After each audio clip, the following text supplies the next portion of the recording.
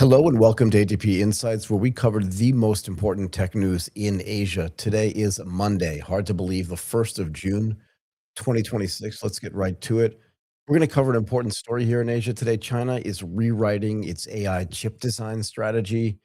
And we've got, as always, we've got another great show for everybody today. Later in the program, we will be joined by Rubens Peculis, CTO at Otivo, to explore how AI-powered financial advice helps financial institutions scale regulated, trusted, and personalized advice to more customers. Following that, we will welcome Mark Keough, Executive Director at SkillsAware, to discuss how evidence-based skills intelligence helps organizations improve workforce planning, productivity, hiring, and internal opportunities. And finally, Snir Levi, founder and CEO at Nominis, will join us to talk about how AI-powered blockchain intelligence will help crypto businesses scale compliance, detect financial crime, and operate with greater regulatory confidence. And before we get to our guests and some news, let's hear from our presenting sponsor, Twilio. Twilio is the secure and scalable platform to build amazing customer engagement without the complexity, with the AI-driven workflows you need to connect. They are trusted by over 300,000 businesses. It is the platform that makes more possible.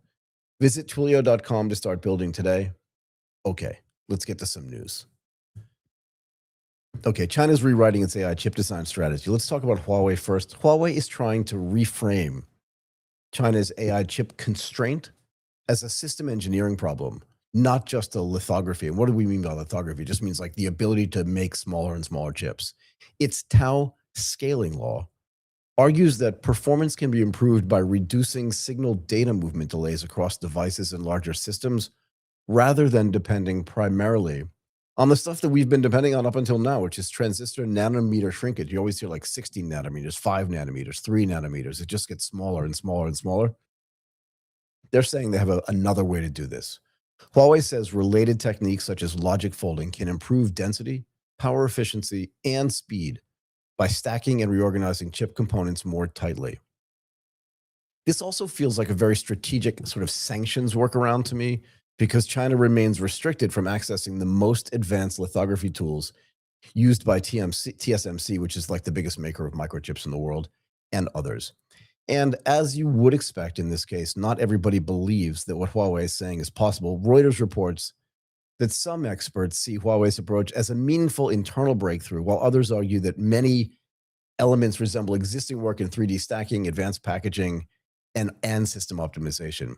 But the real proof will be shipping products. Huawei says its fall 2026, which is not that far away, their Kirin chips will be the first to use logic folding, which they claim has improvements of 41% power efficiency and roughly 13% peak operating speed versus one of their earlier designs. Now, separately, China has added AI chips to its official secure and reliable procurement assessment system for the first time, which in and of itself, I think, is actually very significant. The new category covers AI training and inference chips, and certifications are valid for 3 years. This gives government agencies, central SOEs, and state-linked buyers a formal procurement channel for domestic AI accelerators, which again is important. Remember, at some point, NVIDIA had 90-something% of the AI chip market. Now they have 0. So they need another way to procure these AI chips. And this combined message here from the government and from Huawei is actually kind of straightforward.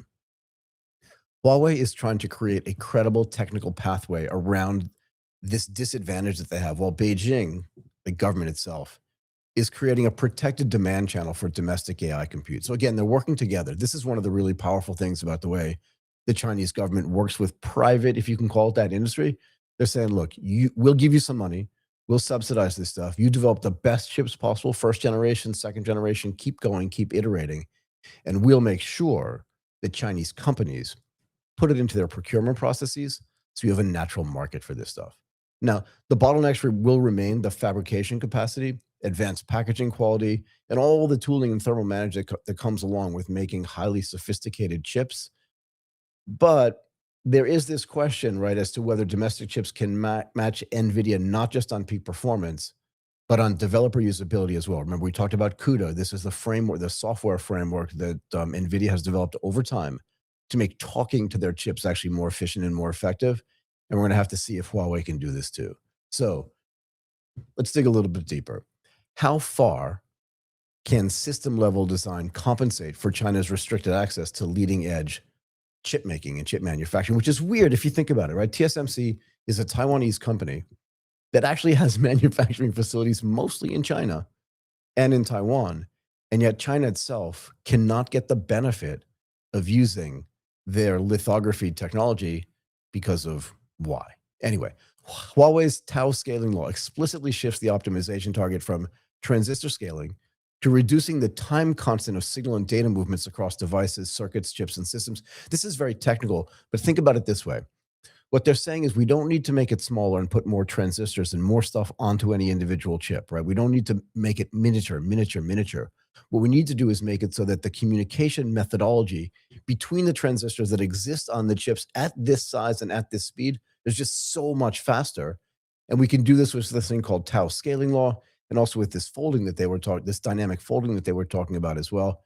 And this is important because AI workloads are increasingly constrained by memory bandwidth, this interconnective latency, again, which is partly a CPU problem, power density, not just the number of transistors that sit on any particular chip. And I think that's important. The approach is directionally aligned with the broader industry. So TSMC, NVIDIA, AMD, all these are all pushing advanced packaging, chiplets, HBM, so high bandwidth memory integration, and all the things that Huawei is trying to do. So it's not like they're going out on a limb and saying, we're going to do something completely differently than everybody else is even thinking about doing. They're just saying, we're going to do it before they do. The limitation is that system design does not erase process node disadvantage. It can, at some level, improve effective performance, reduce some of the wasted movement, and increase chip utilization and transistor utilization. But it also introduces some problems on the thermal, design tooling, and packaging complexity. Analysts at Bernstein, right, cited by Reuters, flagged overheating yields and cost as barriers for stacked multi-layer logic. So it's not perfected yet. But for me, as with everything else, I feel like the more they work on this stuff, the more they're going to get it. The practical benchmark here, remember, is not whether Huawei can claim 1.4 nanometer equivalent density by 2031, but whether it can simply deliver stable, scalable products in smartphones and AI clusters that show better performance per watt, that's per power, yeah, and lower end-to-end costs under real workloads. So these Kirin chips that Huawei is going to launch in the third quarter of 2026, this is going to be the first test of these things. It'll be really interesting to see how this plays out. Now, we talked a little bit about procurement, but let's dig deeper here as well. What does China's AI chip procurement list change for domestic chip vendors? Well, again, it turns domestic AI chips from strategic alternatives into approved procurement products for government and state-linked demand. This is obviously very, very important in China. SCMP, so the South China Morning Post, reports that the assessment bodies approvals are widely viewed as the definitive catalog for party, government, and Xinjiang-related procurement.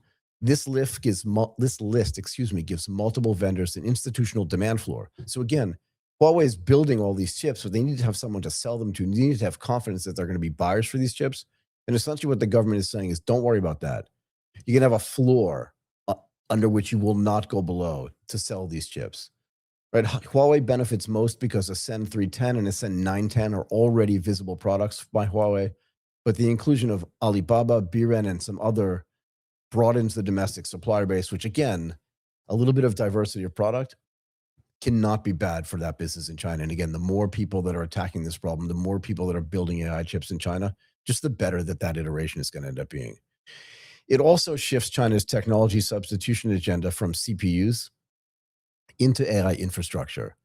And this is, I think, a direct result of geopolitics and international policy.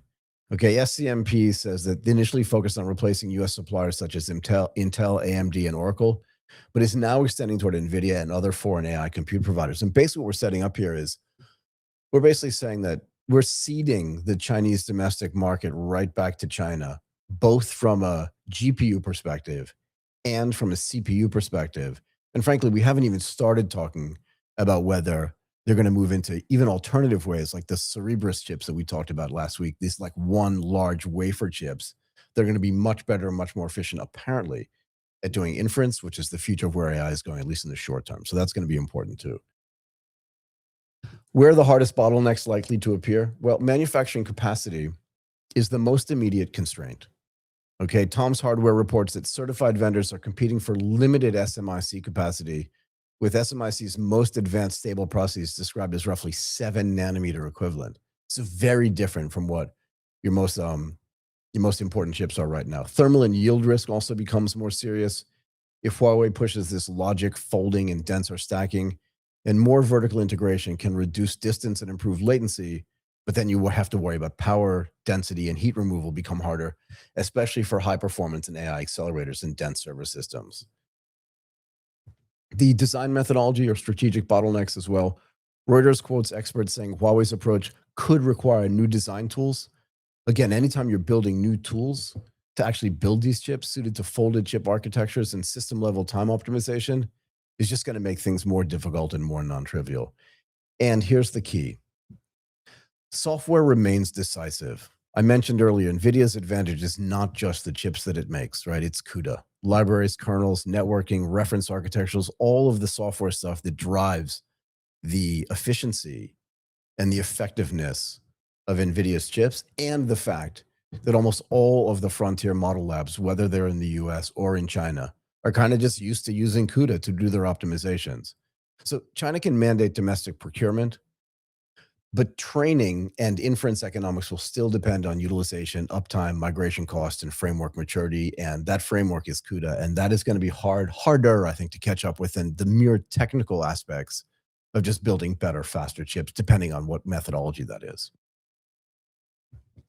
Now, finally, just for a second, what are some of the commercial and strategic implications for NVIDIA, Huawei, and China's AI stack?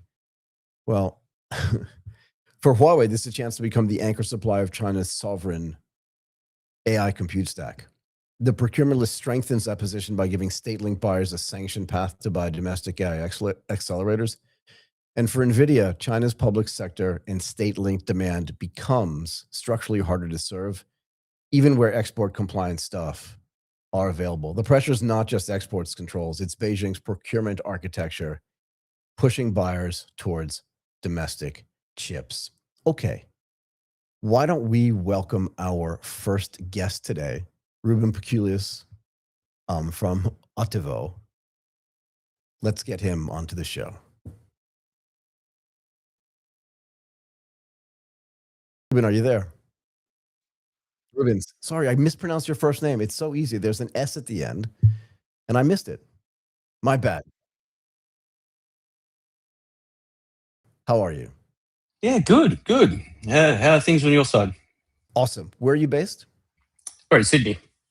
Awesome. That's what it sounds like to me. No. Turns out my daughter's actually in the Gold Coast right now, so good for both of us. Okay. Oh, lovely. Rubens, yeah, I wish I had ever been there before, but the kids always get to go first. Anyway, it is great to have you on the show. And to be fair, we wanted to have you here because we wanted to find out how AI-powered financial advice helps institutions scale regulated, trusted, and personalized advice to more customers. And before we get to that in detail, tell us a little bit about Otivo. Am I pronouncing this right? Otivo is a great word because you can pronounce it any way you like. And I love the t-shirt, by the way. Cool, thanks, man. So Otivo is a digital advice platform, right? We provide digital financial advice under an Australian Financial Services license, which means that we are regulated, right? We've got our overseeing body in Australia is ASIC. ASIC makes sure that we are doing all the right things and checking all the boxes. So we've been around for 9 years now, I believe. Wow. I've been with the company for about 8, and our primary objective is to help Australians be better off, right? We're less obsessed with what corporates and what industry wants to do, and we're really focused on helping everyday Australians be better off. So we do that by addressing that simple question: what should I do next with my money? So how have things changed in the last, I don't know, pick a number, 16 months, 17 months? The company's been around for 9 years. You've been there for 8. But what's changed in the last 16 or 17 months, particularly with AI? And then how does that fit into sort of the regulatory and trust environment as well? Yeah, cool. So we were when that ChatGPT 3 came out and everyone went, wow, we immediately said, okay, we've got to do something, right? Yeah. So we jumped straight into it. Like that, pretty much that month, we jumped into building something that could, allow for interaction. So here's our philosophy with AI in the regulated industry is AI does great things in explaining things. It does a great thing in helping you not feel like an idiot, asking questions that are, that may be a bit too obtuse for you to ask a person. You can ask AI, and AI doesn't judge. So our philosophy is let the AI do what AI does well, which is explain things. Talk people through their problems, identify areas of opportunities to help them out. But the AI does not provide advice. We won't allow that to happen because we've got regulated advice that is algorithmically done. We know exactly what's going to happen every time we put the data in. We know exactly what's going to come out. Working in this industry, as you would know, you have to absolutely know that the algorithm is going to do the same thing every time. Well, so it has to be deterministic. Let's just use the right term. Let's use the terminology. It has to be deterministic. It can't be probabilistic, and this is the problem with an LLM in this case, yeah? Absolutely. So that's what we do. We essentially allow the AI to use our APIs in the backend to make the tool calls to identify the correct advice to give. The AI then allows the user to converse with it and ask the questions in whatever language they want to, because a lot of people who need financial advice may not have English as their first language. Yeah.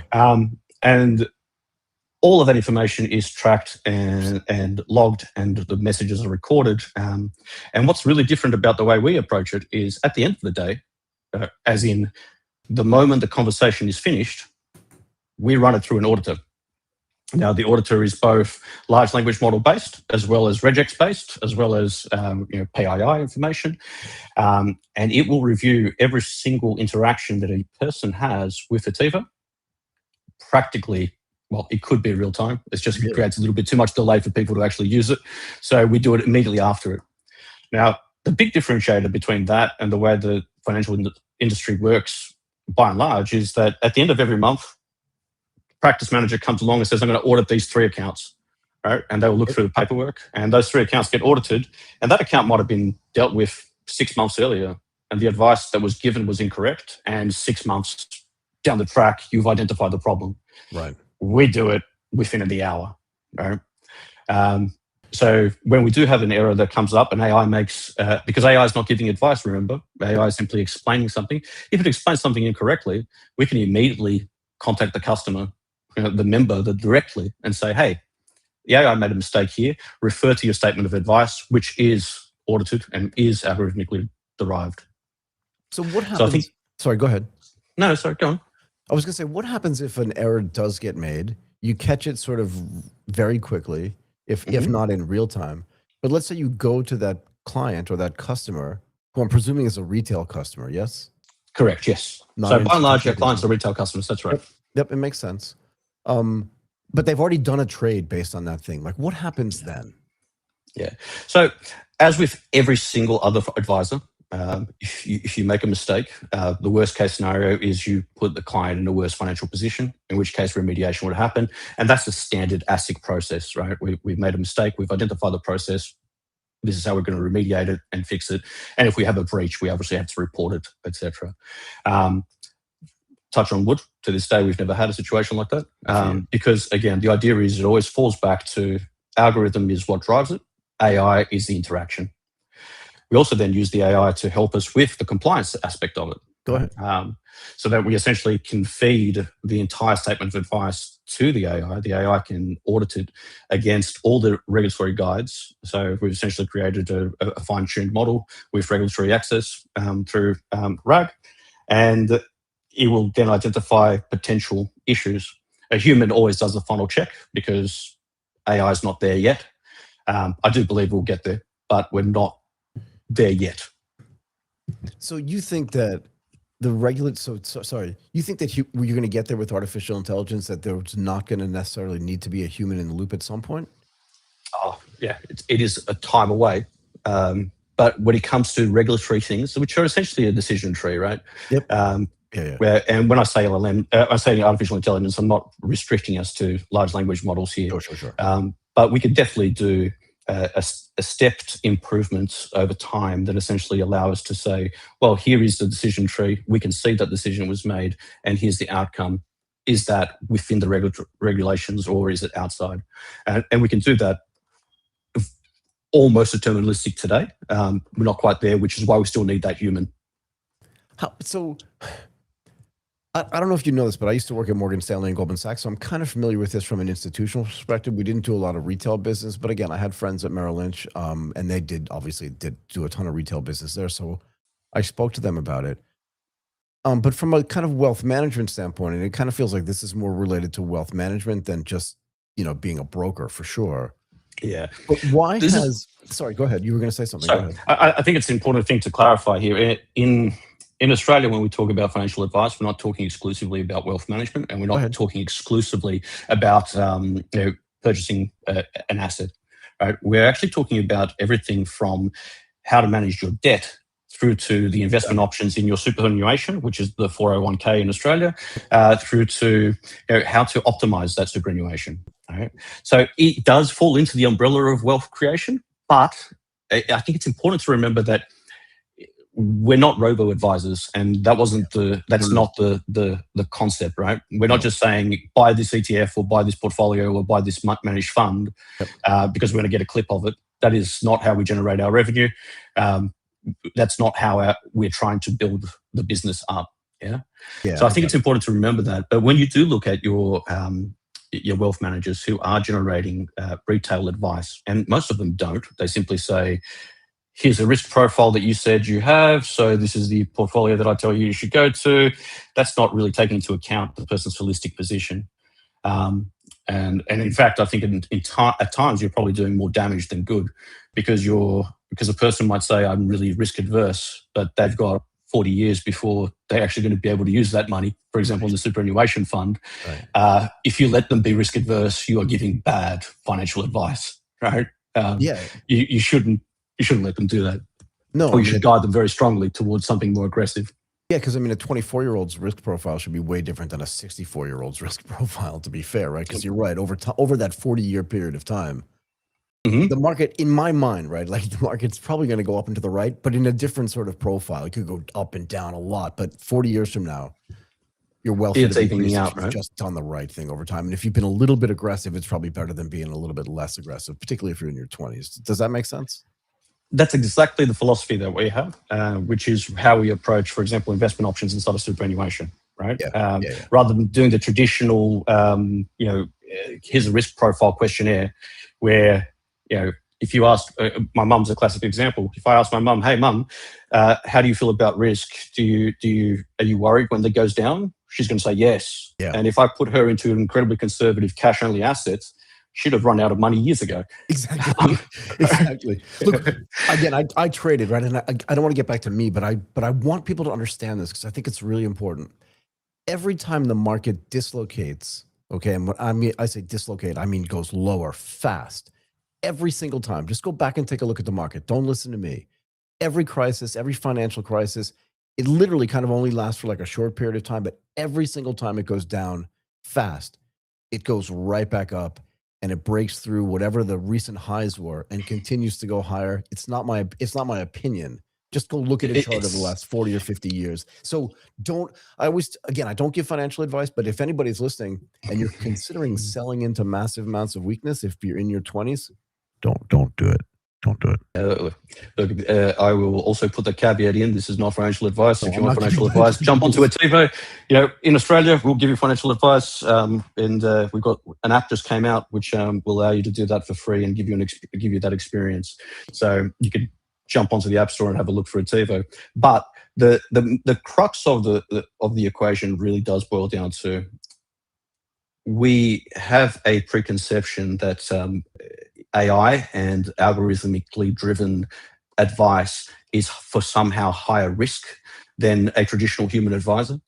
And I'm here, and I will Pepsi Max challenge anyone on this. I actually argue it the other way. A human advisor might have a different mood that particular day, and they might be a little bit more aggressive, or they might be a little bit more conservative because something's happened in the market. Can I say it like really explicitly?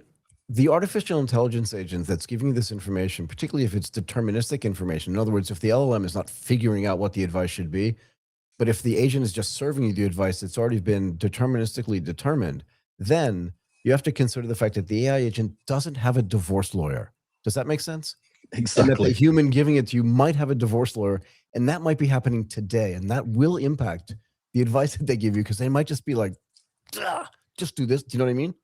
That's precisely what I have been positioning Otivo in.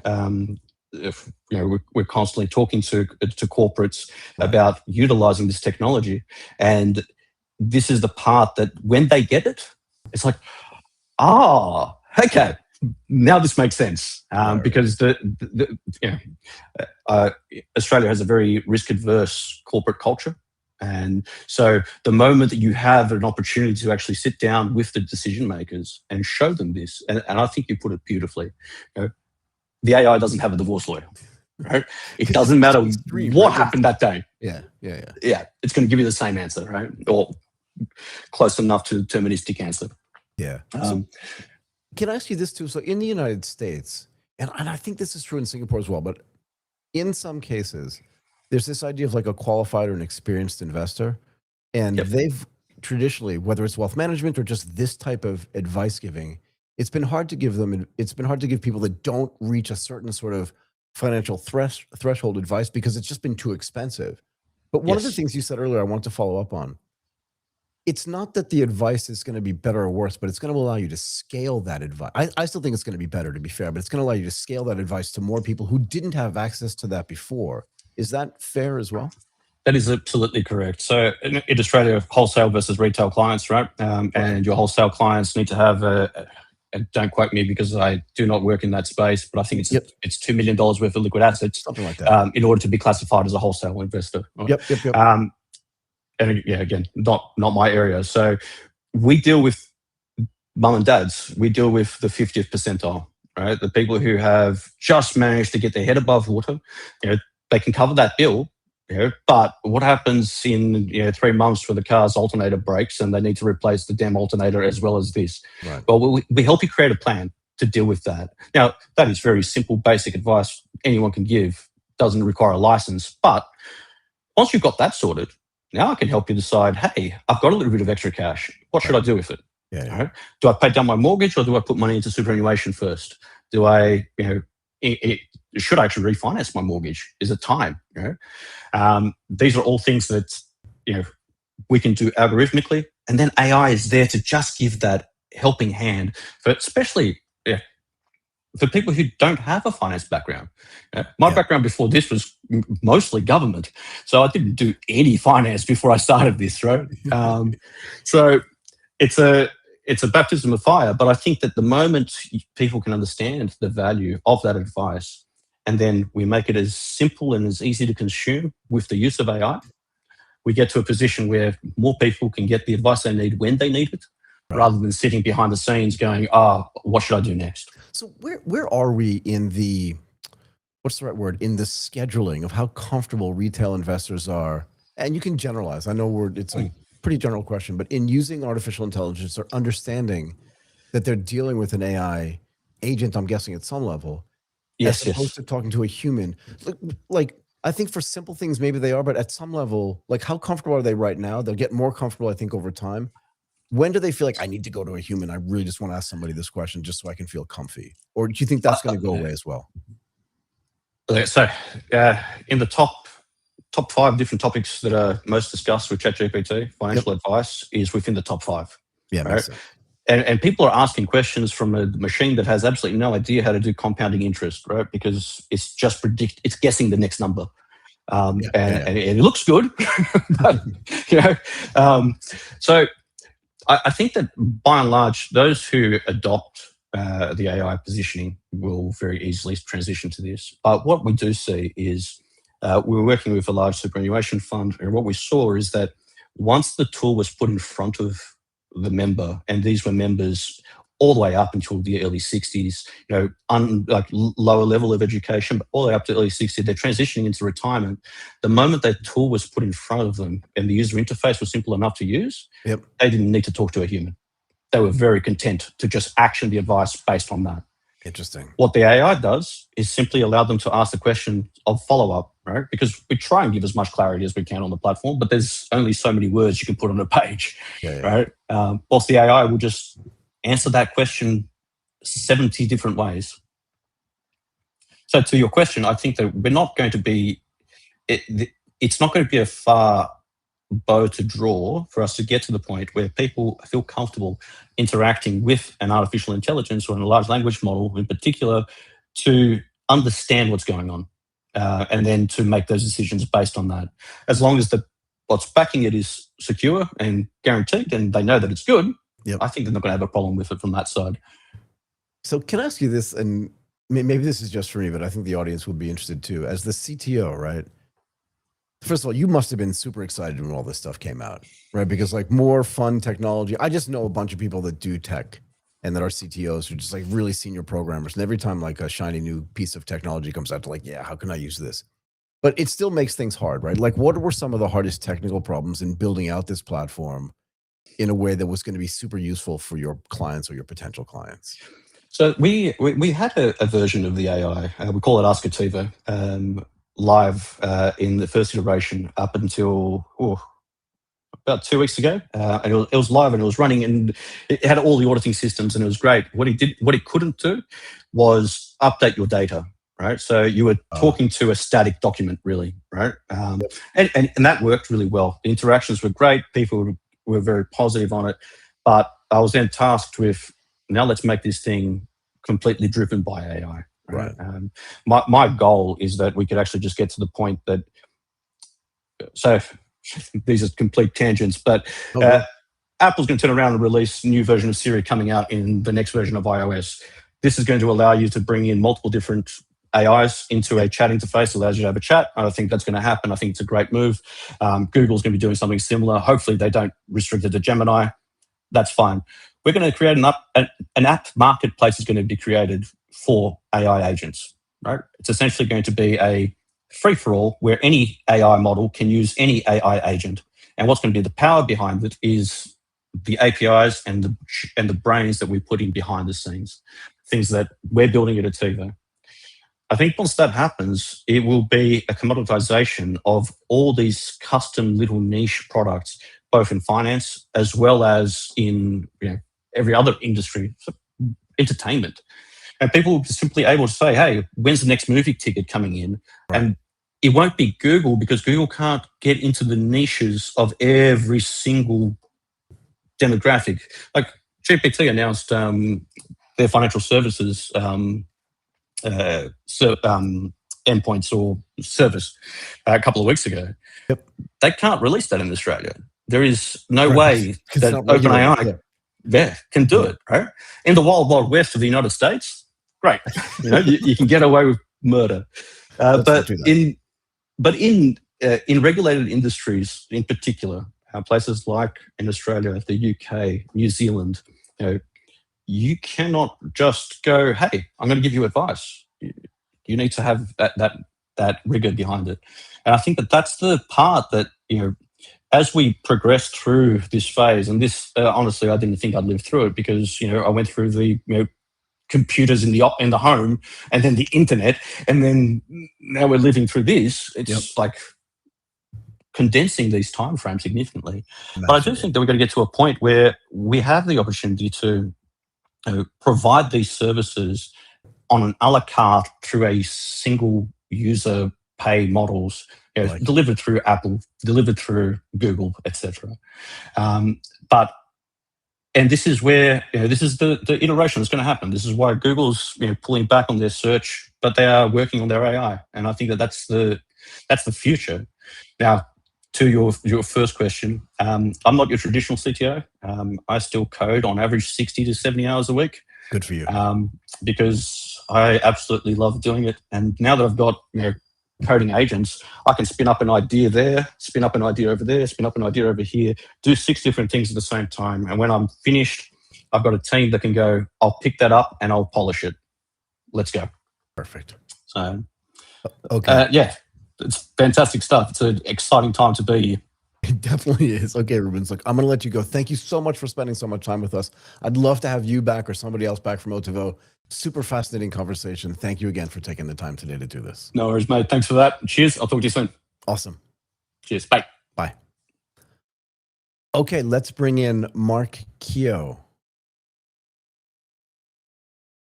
from SkillsAware.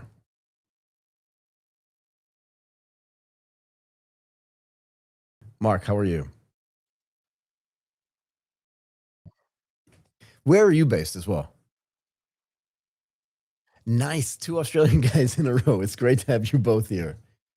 I was telling Rubens before you joined that my daughter's now on the Gold Coast on a really? Yeah. Beautiful part of some Australia. kind of work holiday visa, whatever that means. I don't know if they didn't have that when I was 24 years old, but whatever. No. We do. We like visitors. Yep, we definitely do. Okay, look, thank you so much for coming on the show. We wanted to have you on because we wanted to talk about how evidence-based skills intelligence helps organizations improve workforce planning, productivity, hiring, and internal opportunity. And before we get to that in detail, why don't you tell us a little bit about SkillsAware? So thank you for having us. Thank you. So SkillsAware is a Australian-based but international organization. We are a startup, and like a lot of people in the AI world, we're learning every day and finding new journeys and new pathways and new information.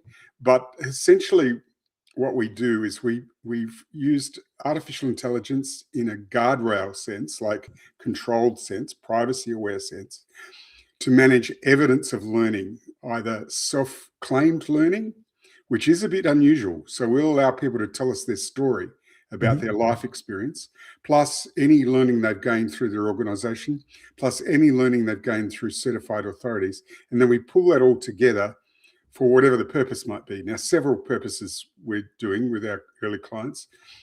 Credit transfer, recognition of prior learning, or in North America, they often call it PLA. We are working with people to accelerate and make it cheaper and easier to get recognition against formal qualifications, micro-credentials, and so on. Yep. And also, we work with organizations to expose skills within the organization where people have got a lot of experience, have learned a lot of things, but the organization's unaware of this. So they've hired them into a specific role based on a very short resume, but really people have much more experience than what they show on their resume. So they're the two business cases we tend to play into. We have both an agentic and an analytical AI function within SkillsAware. So can you run through like how each one of those things works? Maybe start with the analytical AI. Yeah. And then the agentic AI and how it changes the way organizations approach not just the skill development, but the understanding of which skills actually individual employees have, because that's kind of what you're referencing as well. That's true. And one of the things we did is we brought in a 70,000 rich skills database, 70,000 skills in our back end, so that whatever experience you've got, we can map against those skills. Wow. So you would typically upload some evidence, whatever that might be, textual evidence, a reference, a job description, resume, and our analytical AI will map that against the 70,000 skills. So you can use your evidence over and over to get recognition against the skills.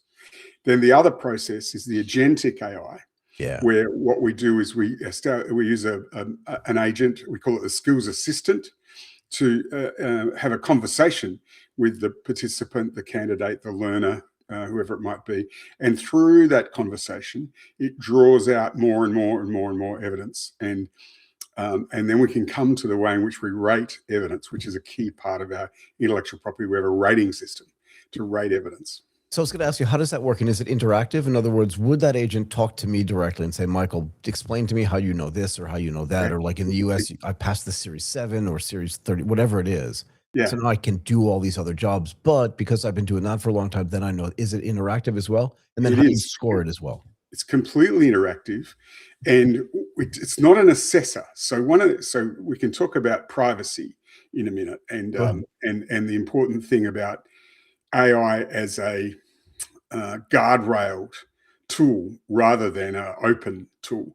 So a lot of fear about just letting AI go rampant, and is it going to replace all the humans? Well, no, in our model, the humans are really important. So what happens is that you would load your assessment, you load your evidence, whatever that is, including your informal experience, right? Just what you might have been volunteering at a music club or doing some other thing. Load all of this in, and the agent will ask you more and more questions to exude more information.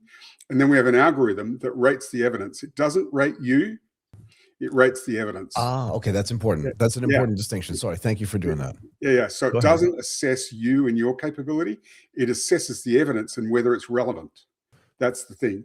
But there's a bit of gamification in here. So what happens is you get in a gamified loop where people go, oh, I've got more evidence. I'll update my score. I'll get a better score, better score, better score. And then when they're ready and they're happy that they've got all of the evidence in, it can go off to a human assessor to evaluate their evidence. Now, that might be in a university or a community college or in a vocational college of some kind, or it might just be within the context of their employment, or it might just be for them, for their own portfolio, Yeah, so this is the other thing I was going to ask. So let's say I go through this whole process, whether I'm a new employee or a long tenured employee at a specific company, I use the SkillsAware platform, I go out and I say that I have all these skills, I have evidence for it. Who's using, do you know what I mean? Like, what's the point? Who's using that? Do I get a raise for this in stuff? our early pilots? Now, I've got to say we're early, right? So this stuff's all new, right? But in our early pilots, what we're discovering is recognition of prior learning against formal qualifications is the highest payoff. Because if you go and try and get credit or RPL or anything like that at an institution, there's a whole lot of paperwork involved. Like, it drives everyone insane. In fact, most people say it costs more to get recognition for your prior learning than it does to just do the course, right? Yeah. So our primary business case is about reducing that cost by something like 70%. 70% reduction in the cost of recognition of learning against a formal qualification. So that's the primary business case, what we do. However, in the process, we reveal a whole lot of stuff, because suddenly you've got a portfolio of all the things you've ever learned. And, in a resume, you might have 20 things, right? And everyone says, oh, keep your resume short, relevant, recent. Tight. Actually, you're a whole human. Let's recognize the whole human. What research tells us is that that everybody has about 800 to 1,000 skills or capabilities. 800 to 1,000. You just cannot represent those in a resume, but you can represent those in SkillsAware, and you can represent them with evidence backing. So are we suggesting then, and again, it's early days, right? So I'm just trying to surmise like what's going to happen here. But are we suggesting then that like this idea of, Bob has these 775 skills that no one's ever discussed before because only 21 of them that he put on his resume he thought were important. But is that now going to be more important than like your job title and your kind of the credentials that people know? I think so. So we live in a project-driven world, right? Yeah, for sure. Right? Most people are hiring for skills and moving people from project assignment to project assignment. Right. Organizations these days do not hire someone into a 40-year role, right? Just doesn't happen. Right? It's just crazy. So what happens is we want people who can be with us for a while, loyal and be properly rewarded for their effort, but we want to move them from project to project, fast-moving project, fast-moving project, fast-moving project. Just imagine in construction or engineering or defense or anywhere, we're moving people around. They might be on more than one project at once. We need visibility and we need it fast. Do you think we'll be in a situation where if an organization is using a platform like SkillsAware, they'll think, oh, we need to find a guy who does this thing, so we need to go out and hire him, and then someone will go like, wait a second, we already have Lisa over here who already has that skill and did that for 4 years somewhere else, even though it's not, do you know what I mean? Like it has no license associated with it or any kind of that kind of thing. And there's one more point, right? Go ahead. There might be a regulatory requirement for Lisa, or there might be a compliance requirement for Lisa. So where's the evidence, right? So what we're making sure is that not only is the skill identified, and there's a lot of systems, all the big systems, Workday, all that, they have skill identification systems. But this is evidence system. This is where's the evidence, right? And we're still struggling with can you trust the evidence, right? And I've got to say that's a problem for everybody with AI and with human nature. Can you stop people from loading fraudulent evidence? Well, that's tough. You got to have good policies and procedures. But what we can do is we can say, here is the evidence, and the human in the loop, you work it out for yourself. You go and check out this evidence, make sure it's fit for purpose. And in the end, I do believe you can trust people. So once people work out that they're only going to be hired and only going to be recognized for trusted evidence, then people will just put up the truth. They will in the end. Yeah, I mean, I can't imagine the number of people that I worked with at Morgan Stanley and Goldman Sachs that didn't lie about their resume. Do you know what I mean? Like, I think it's an edge condition. The people that do it spectacularly, and at the end of the day, I think they generally get caught. Yeah. But most people don't, because again, they don't want to have the downside ramifications of, I never should have said I graduated with an MBA from Harvard because I've never even been there, kind of thing. Like, that's just stupid, right? So one of the things we've built into the SkillsAware platform is an endorsement capability. So we've worked with the United States Chamber of Commerce Foundation, who built a tool called Linked Credentials. And we've taken that intellectual property, which is open, and we've incorporated into SkillsAware. And so what we do there is you can get an endorsement that's encrypted from a previous supervisor or peer or someone, and that adds a degree of validity and veracity to the evidence you're uploading. So, we're taking this stuff seriously, but it's not a perfect world. The AI still hallucinates. Anyone who says that they've got a perfect AI solution, they're not telling the truth. The truth is, we want to use AI for productivity gains and keep the humans in the loop. We don't want to use it to replace people or replace, human decency and human honesty. What we want to do is just stop us having to shuffle bits of paper and around, Well, but again, it allows scale. This is the thing that I keep talking about to people. And I'm on record as saying, like, I don't think they're going to be, we don't have to go down this rabbit hole, but I'm on record as saying, I don't think they're going to be massive, only job losses associated with artificial intelligence, agentic AI, whatever it is. Because I think it's going to create whole new categories, just like every other piece of technology has over the past 50 years of roles that need to get done that weren't getting done before because the AI is there now and things. It's just a different thing. Yeah. Well, what's happened, I view AI as just another one of the big, transfers that's gone on in the last 30, 40 years, right? And I'm sad to say I'm old enough to have been around when I got my first personal computer, right? We had a floppy disk and no hard drive, right? 5.25-inch discs. Only you and I would know that, but go ahead. So, we've seen a lot of change. This is just another big change. That's all it is. I was thinking about this morning, and tell me if you think this is insane, but I don't think you get an opinion if you're of a certain age unless you've seen like 2 or 3 of these big tech cycles. I don't want to pick an age because I don't think it's fair. But I think it was Mark Rudd who said, don't trust anybody over 30. But I would say maybe the same thing is true about your opinions on technology cycles in reverse. But the point is that, like, if you've not seen multiple tech cycles, all you can do is make exaggerated claims about what this tech cycle is going to mean in the context of nothing, if that's fair. They become frightening. Like, yeah, for sure. If we could imagine, just put it like this, right? In 2006, if we could imagine what the iPhone would have looked like in 2026, we'd have been really frightened about its power, right? We'd have been telling all sorts of conspiracy theories and telling all sorts of frightening things. My view of AI is sure, it takes humans more out of the loop, but we've been through these cycles before. And if humans are taken completely out of the loop, then we'll evolve away, right? Like, it's crazy. Can I make the reverse argument, if you don't mind, Mark? Yeah. I don't remember the year because I wasn't alive, but like when the printing press came out, this was supposed to be an existential threat to humanity because people were going to have way too much information. They're going to know things that they shouldn't know. And now we're worried about people not having enough information, not reading enough. Do you know what I mean? Like, it's just the same cyclical. So I remember this year, I think it was 1812, and the Marquis in charge in Britain of the British Post Office, said with the invention of the telegram, it will never take off because people want to see the handwriting in paper, right? Yeah, exactly. Exactly. Look what happened to the telegram. All of a sudden, you could send a message across the world. So, yeah, I don't need to dismiss the risks. Well, let's not dismiss the risks, but we are in charge of the risks. And while we remain in charge of the risks, let's use them for productivity purposes. And hence, here we are. We're saying, gee, if you could recognize what people really know, well, isn't that much better than the current, shuffling of papers and sending of resumes and, I started this work. I had a global job once at monster.com. You probably know monster.com. Very well. My job and it's about 25 years ago, my job was to match skills and jobs. Right. And what we discovered was that the education world and the job world were like oil and water. So what my lifelong ambition is to emulsify the two. And that's what SkillsAware does. We match the education and the experience that people have with the jobs. And, people have struggled with that for years. We feel like we've found a solution. Let's talk about this at scale, right? What does a SkillsAware organization understand about its workforce overall that a non-SkillsAware organization doesn't know?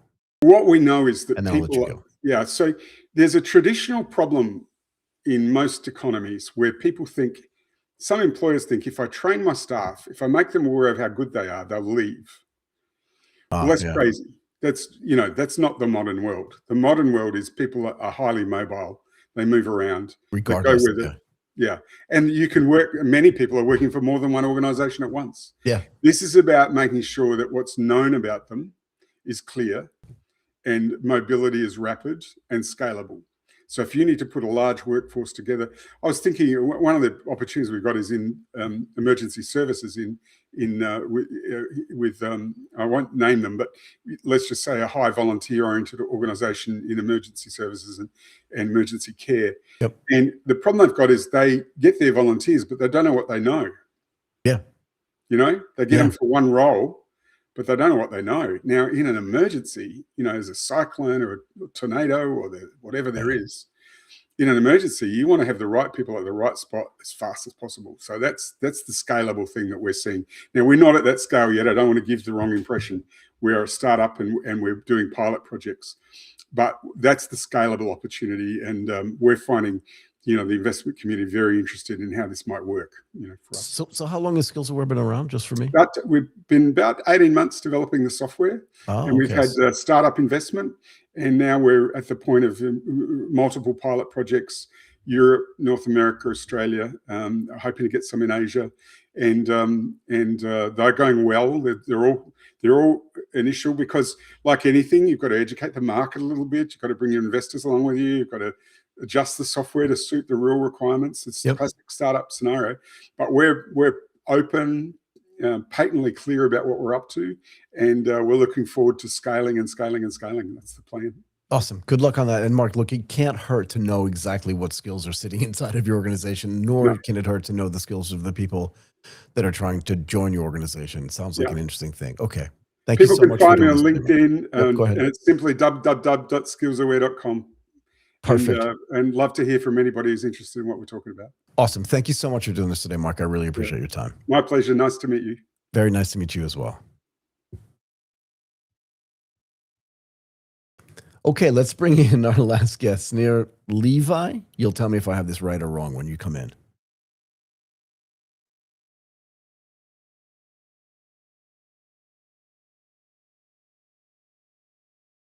How are you?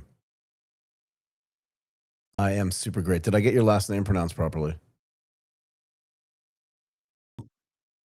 Which one do you like, though? Like, what does your mom call you? Levi. Levi, that's what I thought. Okay. God, I went with Levi. My bad. Okay, I tried. No worries. That's fine. It was kind of a 50-50 thing, and I was like, don't take the easy way, but Levi would have been easier. Okay. It's great to have you here.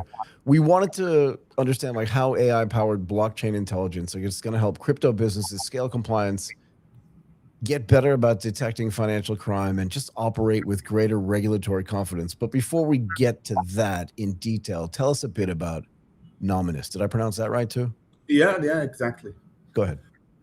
So Nominis is a crypto compliance and investigations platform. And in general, the company is a blockchain intelligence company. What we do is collecting intelligence from different sources eventually, like intelligence division. It means that we try to find attribution for wallets over the blockchain. The idea or the concept that blockchain is anonymous is no longer valid. Okay, let's say Go ahead.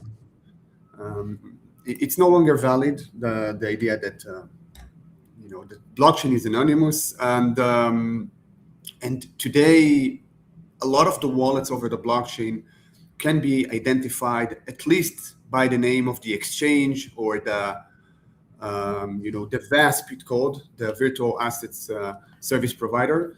that hosted this wallet. And what we do is trying to map as much as possible wallets to real world entities. And in that way, you can do compliance, you can do investigations. That's the concept. So can I ask you this? Why was Anonymous okay? Like, why did anybody think that?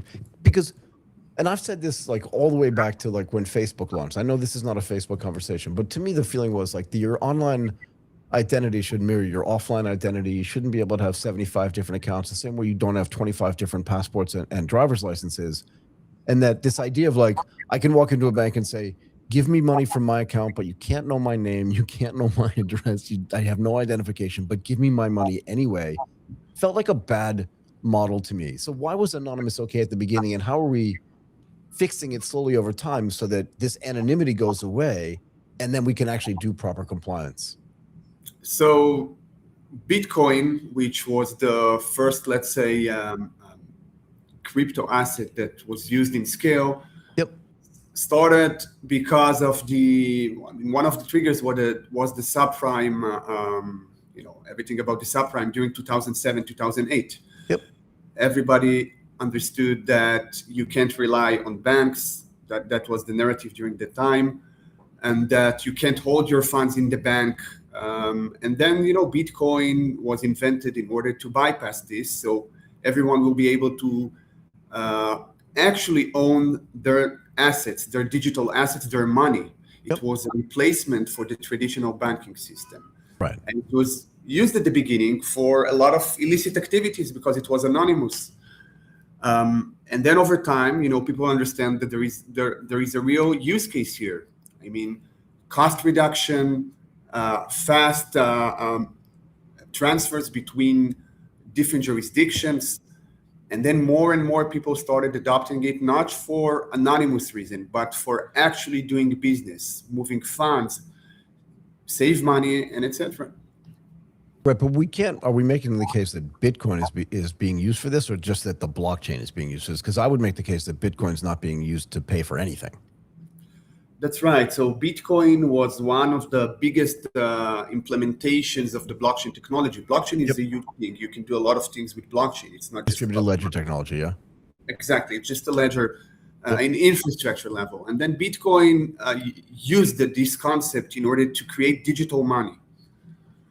And then again, over time, yes, you're right. Bitcoin at the beginning, different, let's say, companies, stores, and etc. try to use it for payments. But the problem is it's very volatile. Yeah, very volatile. And it's not good enough for payments, for traditional, payments. You can't rely on it. You want to pay for something, the price can be 5-10% higher or lower every day. Right. And it's not stable. And then 10 years later, we started seeing more and more stable coins. Stable coins was, I won't say a replacement because it's a little bit different. But the idea of stable coins was to say, okay, there is an infrastructure. We saw that Bitcoin has a use case. Now let's make it stable so people can actually transfer funds, pay for this in an easy way. And then stablecoin allows you to do this as a parallel system to the SWIFT or SEPA. That's the idea. Right. I mean, the bottom line is that a stablecoin itself is sort of separate and distinct from Bitcoin. It uses distributed ledger technology, but it's based on an underlying one-to-one relationship or one-to-one delta with a currency. In most cases, that currency is the US dollar. And to the extent that the US dollar is not moving 5 to 10% every day against other major currency pairs, it has been the first real use case in my mind for just like blockchain technology in a way that the financial services businesses can actually use it to move money around in places where people, A, don't have access to bank accounts, or B, don't have access to dollars, but can have access to stable coins. But this is separate and distinct from Bitcoin, yeah? It is separate. The concept started from, of course, the Bitcoin, which shows that there is, let's say the POC was with Bitcoin to show that people actually want and can use it. And then stablecoin was the better implementation for payments. And we see it a lot in third world countries. That's funny. Sometimes people don't have bank accounts like you've mentioned in Africa and some low income countries, but they do have a phone. And in this phone, they have stable coins and they do payments. They go to store, they pay with stable coins without the need to have a bank account. So what specific compliance problem is Nominis solving that hasn't been solved already kind of in the blockchain space? And don't talk about AI yet, because I want to get to that separately, if that's okay. Of course, no problem. So compliance, even not in the crypto space, compliance is not solved today. That's a huge problem. I mean, criminals keep everywhere. Keep adopting and keep improving their methods to bypass compliance tests, and eventually infiltrate into the traditional financial systems. So in crypto, it's the same idea. The concept until Nominis was that basically, okay, you have information about the wallet, and then based on this, you can conduct risk screening and etc. Over time, we understood that blockchain is too fast to implement the same concepts as the traditional compliance platforms. So what we've developed, we took a lot of the information about data and about wallets that are verified, that we know that belong, for example, to criminals or to good exchanges, compliant one, and etc. And we've basically built profile how a bad wallet looks like. So the idea is that on top of the, let's say, the verified information about wallet, that we can say this wallet belongs to this entity. Right. We also built more layers of predictions, meaning that even if it's the first time that we see this wallet, and even if all the rest of the companies in the world saying, okay, I have no information, it seems like a legit wallet, we are able to run tests and say, okay, this wallet actually, based on the patterns, based on the timestamps, based on the behavior, it actually looks like a wallet that try to help sanctions evasions in Russia or in Iran or in different parts of the world. And over time, we found out that once we flag the wallet, sometimes 3 months later, 1 year later, it actually became sanctioned by OFAC, by the NBCTF, by OFSI. So it's actually working. But so who are your customers here? Because are they governments? Are they local regulators? Are they international regulators? Is it, international police? Like who are your clients here that are trying to find these people? And I guess the other question would be, how do you build a profile on what a shaky or a shady wallet would actually look like, right? Because no two behaviors are going to be the same. They may rhyme with each other, but they're not going to be the same, right?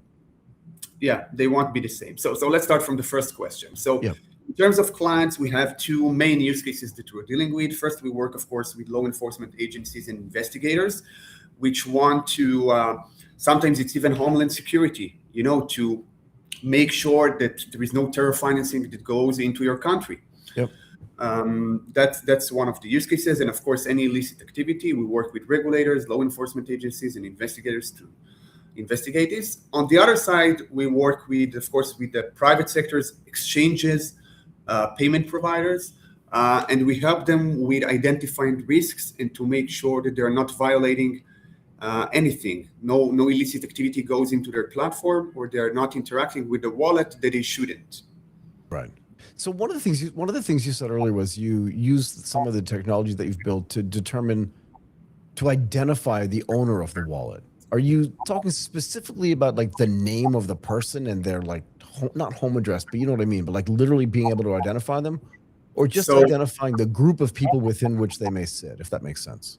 Yeah. So in the majority of the cases, we're trying to first reveal what type of this wallet is. Is it an hosted wallet that linked to any exchange in the world? Even an OTC desk, some exchange on the street that actually have a local address. Mm-hmm. So even these things we're doing in all around the world. And in some cases, we're also able to connect wallets to social media, to profiles of people, to real individuals. How does that work? That's about when you're dealing with intelligence, the idea is that you basically get all the information in the world from different channels, even from Google, from social media, Twitter, right, Telegram, dark web, and etc. And you try to find, in some cases, who wrote these messages. which website wrote about it, which username wrote about it. And then you're able to do the matching between some people and some wallets. And in other cases, you literally send people, human activities, to conduct transactions with some OTC desks, with some exchanges, in order to find the wallets that belong to those exchanges. And then once you map them, you use something that's called clustering technique to find more wallets that belong to the same entity. Interesting. But so the way the wallets work, though, is like I was saying earlier, like I could have 100 crypto wallets, right? And I could have different names on, like everything about it could be different. I could trade them on different exchanges. I could have different internal data on them. How do you figure out like which ones are related and which ones aren't related, particularly if I can just like spin up a wallet or close down a wallet or transfer from one wallet to 5, like whenever I want? That's right. So like I've mentioned, the idea is that, of course, if you're doing it, if you're an expert in this field and you're creating wallets that are completely isolated between each other, right, then it's very difficult to understand they belong to the same person. Fair enough. However, eventually, if the funds are consolidated into the same wallet, or the source of funds is the same, yeah, then you're able to do this clustering. Other options, there are so many options to do clustering. Some of them are actually cryptographic. Like there is a way to show that in 99.9% same wallets belong to the same owner. And other options are behavioral. That's a lot of the things that we're dealing with behavioral analytics. We see the patterns, we see the connections between wallets, and based on this, we say, okay, this is high likely to be linked to the same person because it did something that is very unique to behavior that usually only the owner of the wallet is doing it with another wallet. Right. And what role is artificial intelligence playing here, whether it's predictive AI, even generative AI, but maybe more importantly, agentic AI, in all of these sort of processes that you guys are running to try to figure out who owns what and whether it's shady or not shady, or do you know what I mean, or whether they're consolidated together? What role does AI play in all of this? Wow. So AI has a lot of implementations. Again, you can do this internally and you can do this externally. On the external side, it's sometimes more easy. We allow clients, for example, to talk with our platform and ask questions about a wallet. Let's say this is the easiest part. Okay. The more complex part is what we do in order to collect information. We have scrapers today, we have bots, agents that running on social media and dark web and etc., collecting information and then say, for example, this wallet or this string looks like a Bitcoin wallet or like a Tron address. Let's save this message. Let's understand which group it belongs to. Let's understand the context. Is it a scam message? Someone just, said this wallet scammed me, or this wallet belonged to some shady vendor or anything like that. Right. So we ran this in scale with our agents. And then based on this, we're able to collect information basically from everywhere, from the Google, from Telegram, Twitter, everything. Can I ask you this too? As more traditional institutions get more and more involved in the crypto world, right? Whether it's JP Morgan or BlackRock or any of these kind of big institutions get more and more involved in the crypto space. How does that change the way the compliance stuff and the regulatory stuff gets done? And do we begin to lose kind of its scale, this idea of anonymity, because none of the other things they do in their businesses are anonymous? Yeah. Yeah, that's a great question. I think players like JP Morgan and the neobanks and the traditional banking platforms that goes into the crypto system, this is very good. This is very good for us, of course. They're very sensitive to everything about risk. So, until today, there were many cases where the regulator came even 1 year later after there was a violation, and even when the bank didn't know about the violation, and the regulator told them, I'm going to fine you for millions of dollars because you allowed terror financing and you allowed illicit activity. And the bank said, but I didn't know. No one flagged it to me. And the regulator said, I don't care. You should have known about it. Right. So what we do is trying to be more preemptive. The AI is helping us actually to predict risks that later on will probably be identified by the regulator as a negative activity. So the idea is we try, to shift it from don't wait 1 year later until you got fines by the regulator. Right. See now that this wallet is potentially a bad actor, illicit actor. Is it likely, in your experience, that somebody who has a crypto wallet also has a more traditional series of bank accounts? And if they do, is the social engineering or the social activity behavior that you understand identifiable by, particularly if you're using artificial intelligence to do some of the identification, to see here is how they behave in their very, not transparent, but well sort of auditable bank accounts, and it looks very similar to this activity that's going in their crypto accounts, to then kind of put those two things together and say, this is definitely Michael who's doing this because the behavior is so similar. Do you know what I mean? I know what you mean. That's a great question, actually, and that's a long question. I'll try to make it short. Yeah, take your time. No, take your time. But you understand the point. The point is that, like, and this is not about me, but just using me as a proxy for everybody else or a metaphor. I've got bank accounts. I've got bank accounts in this country, that country, another country, and they exhibit certain behavior. The idea is that I'm not going to be a completely different person just because I now have an anonymous account somewhere or 5 different wallets. That it could look really similar, and that if it does, and if AI can identify that, then if I'm doing something nefarious in my crypto accounts, it'll look like what's happening in my regular bank accounts, and they can just be like, this must be my, at least they can have some questions for me, yeah? That's a great question. There are a lot of companies, in the past that try to do this test and, connect the dots between the blockchain and the traditional financial system.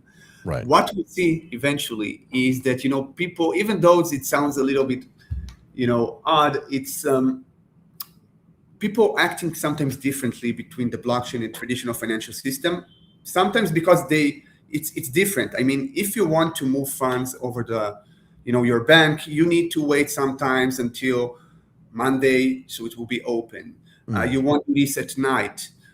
You will have a very specific time range that you're going to do it. In the blockchain and crypto, it's 24/7. It's very, things are happening very instantly. Right. So people, it's more like, let's say that the crypto space and transfers more similar to trading patterns than to traditional transfers. Got it. But I still may have a brokerage account as well, right? So we can make the equivalency between what I do in my brokerage accounts and what I do if I'm buying and selling stocks. Do you know what I mean? Yeah. So I don't think that takes away the logic. Sorry, go ahead. Yeah. So I think that in terms of similarities, you might be able to find similarities in between trading activities. Yep. But not about transfers, because the traditional financial system and blockchain working differently. They're working differently, and we still need to remember that crypto is not widely adopted, even though we hear about it a lot. Yep. Still, it's a tiny fraction of the traditional financial systems. A lot of big companies do not hold cryptocurrencies. So even if you want to pay them, you don't have the option to pay in crypto. So let me give people some context for this, and then I want to ask you another question too. The top 3 cryptocurrencies, their market cap, that's Bitcoin, Ethereum, and Tether. I'm just going to do some simple math. 1.7, let's call it $1.9 trillion total market cap. Total market cap. That's approximate. I'm just looking at coinmarketcap.com to understand this. Yeah. But the amount of FX that trades every day is almost $10 trillion. It trades every day. So the FX market is literally 5 times bigger than the market cap of whatever the 3 biggest crypto coins are. And the other thing, so it's just like it's factors different. But the second thing I wanted to ask you was, with all this ability now to monitor what's happening, and you said like it's not widely used, cryptocurrency is not widely used. I would agree with you. Do we know how concentrated the holdings are of Bitcoin? In the sense that, like, how many of the top, like, let's say there are probably like what, 4 to 5 million crypto wallets out there, maybe 5 to 7 million. I don't know what the number is. Of what? Of crypto wallets? How many wallets are there? 30 million? No, billions. Okay, but billions. Billions. Okay, Yeah. but out of the billions that are held, how many do you think that, how much Bitcoin do you think the top 1,000 accounts hold? Consolidated. In other words, like I could have 7 wallets, but like consider me one. How many do you think the top 1,000 people hold of Bitcoin? It's concentrated in terms of top holders. Some exchanges hold a lot of the money. Like some exchanges hold tens of billions of dollars in Sure.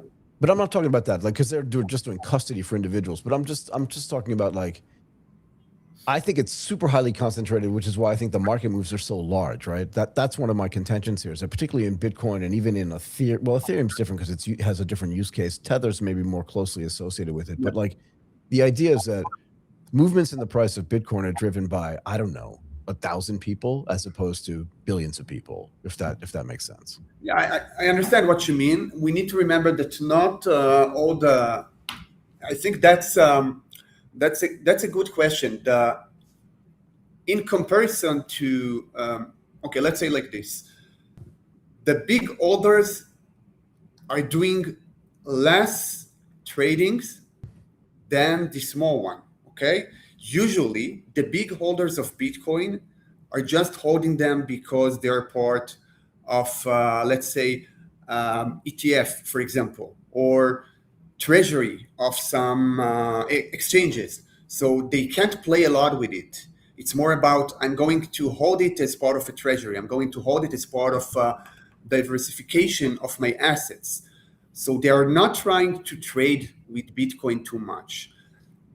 I think that the majority of the trading that we see today are not the big banks or the big holders. They're let's say the small medium players that actually holding Bitcoin for speculation in the short run, to do some trades. Yeah, but I still think it answers the same question. In other words, even if the biggest players aren't doing the most trading, which is kind of separate from this conversation, but let me just finish this thought. It's that the liquidity is so bad because those big players aren't trading that the market movements are exaggerated in either the upside or the downside because there's so little liquidity there. One more thing, and then I let you go. What are some of the biggest challenges or obstacles that companies face when they're trying to scale financial crime prevention across the board, particularly on the blockchain level? Yeah. Wow. So again, I think that the problem is everyone can open a wallet. Like you've mentioned, you can have 5, 10, 20 wallets. Easy. You can have a million of wallets. You Yeah. know, you can have how many wallets that you want without any connection between them, in comparison, again, to the traditional banking system where it takes time. This is one of the most complex things in crypto because the same owner can have multiple wallets. And this is where, again, AI and behavioral analytics comes into, into the effectiveness of those tools are coming into operation because they allows you to consolidate and say, okay, this guy opened million of wallets, but I'm using AI to understand the patterns. Right. So they are not isolated. I'm trying to combine them and tell this is the same person. This is very complex. This is one of the most complex things. Again, is that everyone can open a wallet. Yeah. Okay. Okay, Snir, I'm going to let you go. I feel like we could keep having this conversation for the 2 days. I really appreciate it. Where are you based, by the way? I'm in Tel Aviv currently. I looked out the window. That's what it looks like to me. Okay. Thank you so much again for doing this today. We really appreciate your time. We'd love to have you come back and talk more about this whenever you want. Thanks again for joining us today. Thank you. Thank you very much. Okay. I want to say thank you to all of our guests for today. That would be it for ATP Insights. Thank you to all of the people that are watching live and to all the people that watch this video later. Give us a thumbs up on our video everywhere that you see it. Subscribe to the channel on YouTube and follow us on all of our socials, on X, on Instagram, and on LinkedIn. Let us know in the comments if there's anything you'd like us to discuss on our upcoming shows or any questions you'd just like us to answer for you. We'll be back on Thursday at exactly the same time. My name is Michael Waitz. Bye for now.